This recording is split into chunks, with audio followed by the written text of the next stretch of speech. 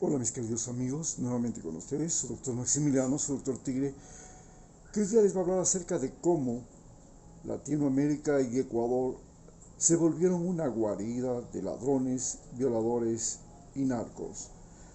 Esto lo definió Donald Trump y la pregunta es, ¿tenía o no tenía razón cuando nos acusó eso y gracias a esa acusación logró ser el presidente de los Estados Unidos? Y además justificó la creación de ese muro que ya lo había iniciado Obama para separar México de Estados Unidos y para separarnos de nuestros familiares y amigos que tenemos hoy en ese enorme y gran país.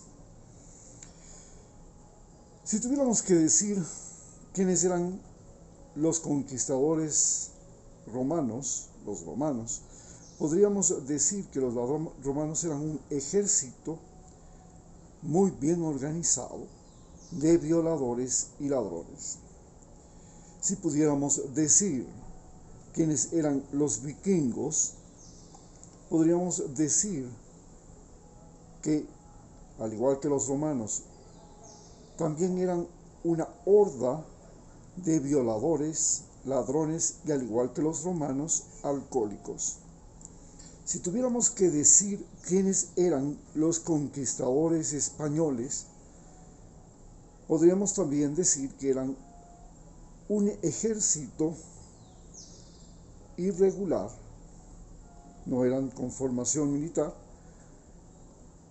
que invadió América y eran igualmente violadores, ladrones y alcohólicos. Si podríamos decir quiénes eran los piratas franceses, portugueses, holandeses, británicos, que originaron la conquista de esos países en el territorio americano, también podríamos decir que eran marineros, alcohólicos, ladrones, violadores.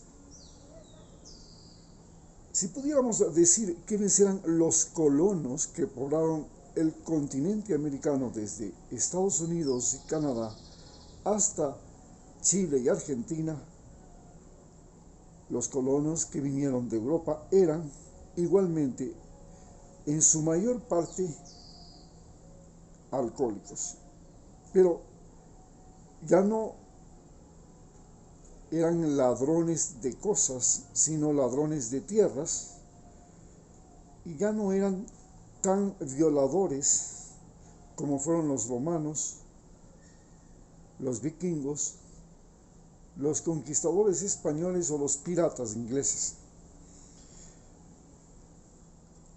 Podemos entonces señalar que el origen de que nosotros seamos violadores se origina en la mentalidad conquistadora europea.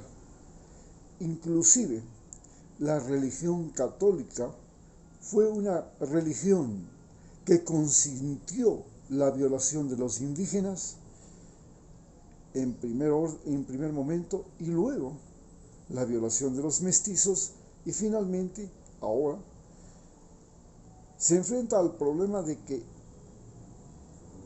los mismos sacerdotes están siendo denunciados alrededor del mundo por violadores y abusadores de niños.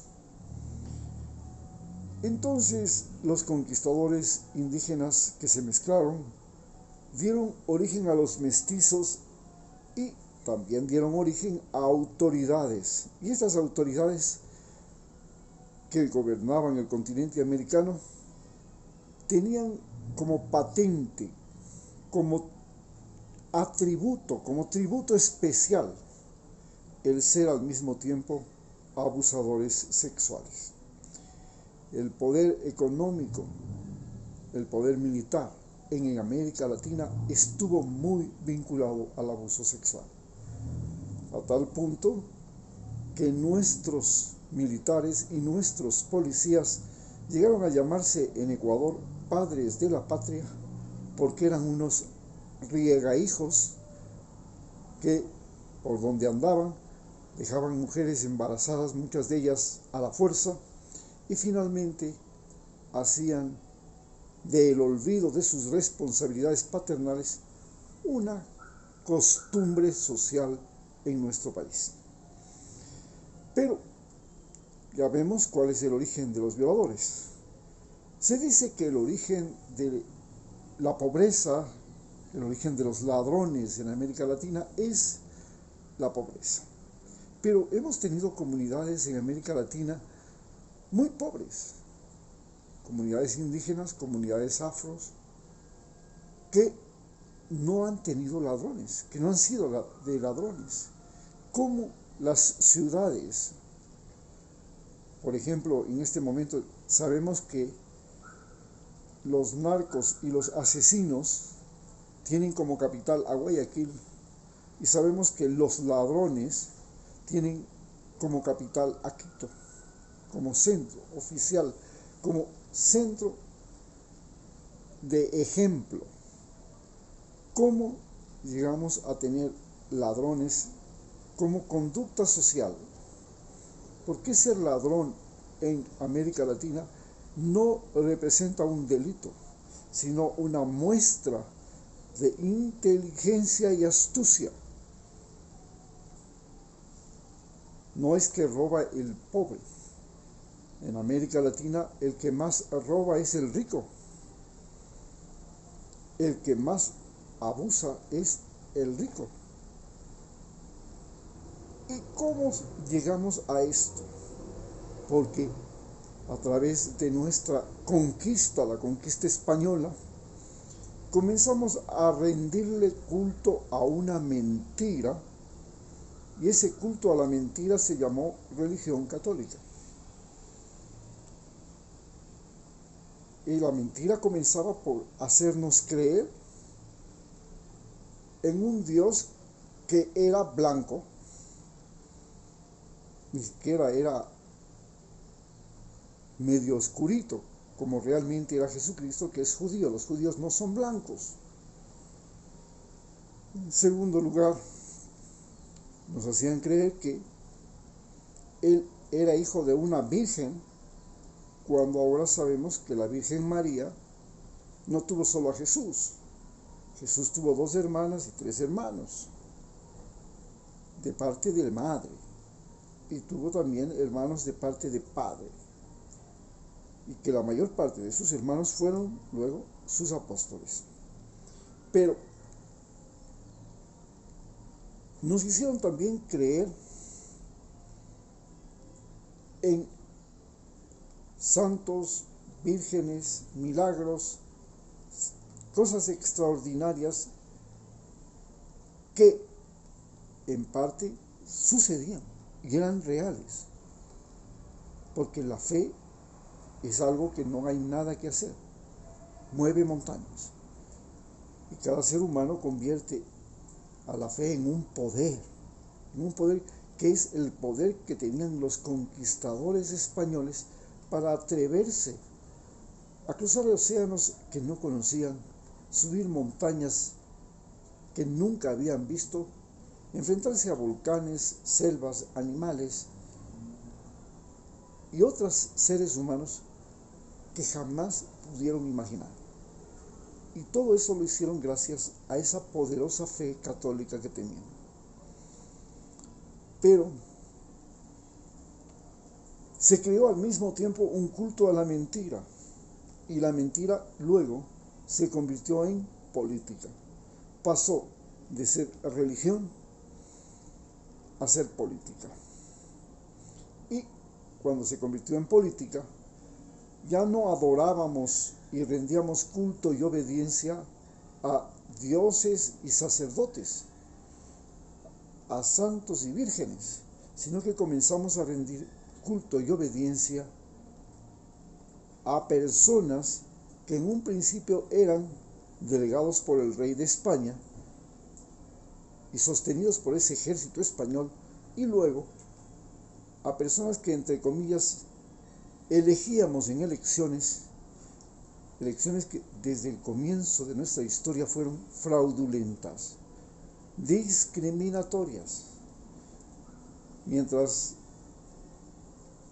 esta evolución del continente americano, que es el primer continente del planeta que procura reemplazar reyes y emperadores por presidentes, y crea un sistema mediante el cual los reyes y emperadores ya no son para toda la vida, sino que los sustituyen individuos que tienen un tiempo límite en el gobierno y que en ese tiempo límite del gobierno normalmente pueden a lo mucho ser elegidos una vez en el caso de Estados Unidos, y al ser reelegidos tienen que hacerlo previo nuevamente el consentimiento popular a través de elecciones, lo mismo que para ser elegidos.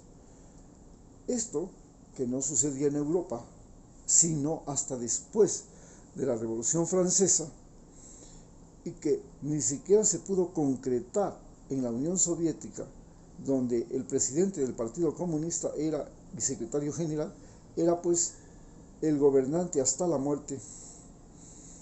En Estados Unidos el modelo permitió que a un gobernante le sucediera a otro, y que pensaba posiblemente completamente diferente al anterior. Y esto dio la oportunidad a que las personas y los seres humanos de ese país pudieran considerar como beneficioso o maleficioso lo que el candidato proponía, y al mismo tiempo permitía considerar como beneficioso o maléfico una forma de gobierno.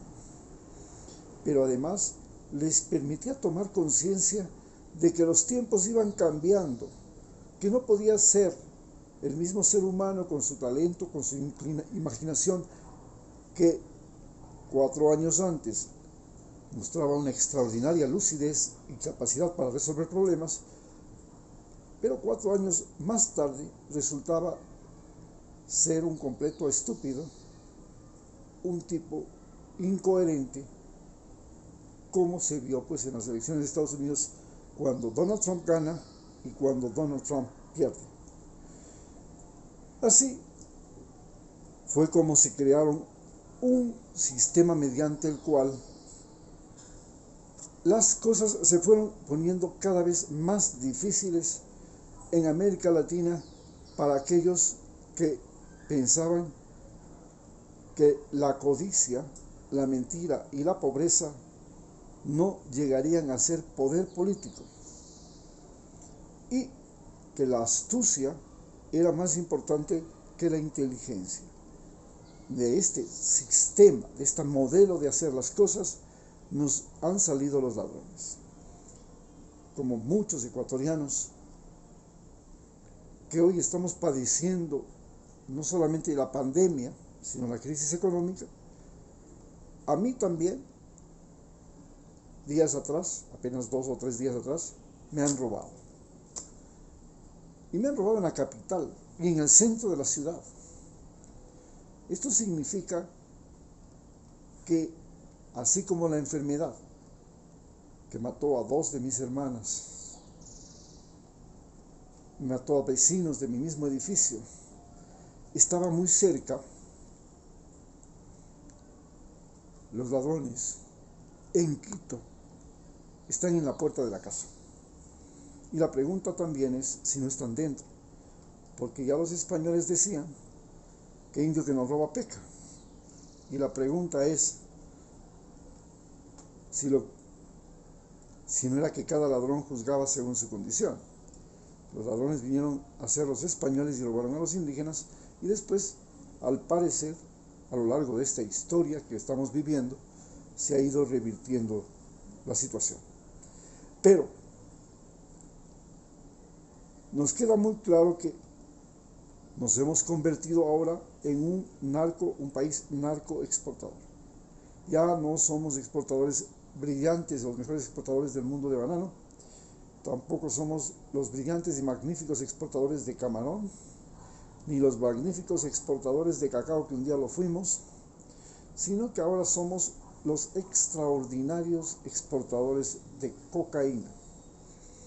Y estas, increíblemente, la cocaína tiene una enorme vinculación al poder político que gobierna nuestros países. Estamos hablando de Colombia, Perú, Ecuador, México. Como hemos visto, en México los narcos ponían y quitaban presidentes. Pablo Escobar llegó a ser senador de la República de Colombia. Y en Ecuador hemos tenido narcogenerales. Estamos hablando de narcogenerales este año. No estoy hablando de narcogenerales en el pasado. Entonces, los partidos políticos, la propaganda, las leyes han permitido que los traficantes, los que tienen más dinero en Ecuador, que son ellos, los narcotraficantes, que tienen dinero líquido. ¿Okay? Claro, hay gente que tiene enormes propiedades, grandes industrias, grandes inversiones, pero no tienen dinero contante y sonante. Pero los narcos tienen dinero contante y sonante y ese dinero lo tienen que lavar. Porque así, como billetes no les sirve mucho. Y la forma más eficiente y más extraordinaria de lavar es financiando campañas electorales. Hoy tenemos el gran problema de que nuestras elecciones, como nos ha demostrado la última que tenemos, ponen en el poder a la persona que más dinero gasta en la campaña electoral. En este caso fue un banquero, Guillermo Lasso, que puso dinero de su enorme fortuna, 4.000 millones, para llegar a ser presidente. En el próximo el presidente seguramente será muy bien financiado por narcos. Recordemos además que los narcos son los que mueven la industria de la construcción en Quito, que los narcos están de todas o gran parte de las empresas que compran y venden automóviles, especialmente automóviles de segunda mano, porque es una gran forma de lavar dinero. Y recordemos que Ecuador es un país dolarizado, donde no solamente que las facilidades geográficas que ofrece le convierten en un país narcoproveedor, en una ruta de la droga de Colombia y de Perú, sino que además, como Ecuador es un país donde el dólar es la moneda, no hace falta que la moneda tenga que pasar por algún filtro, sino que puede llegar en maletines, en maletas, en bultos por mar, aire o tierra, y se repartirá en Ecuador y nadie va a poner en duda de que esa moneda vale. Y con eso pues tenemos muy clara la situación para explicar cómo Latinoamérica y Ecuador se volvieron guarida de ladrones, violadores y narcos. Muchas gracias.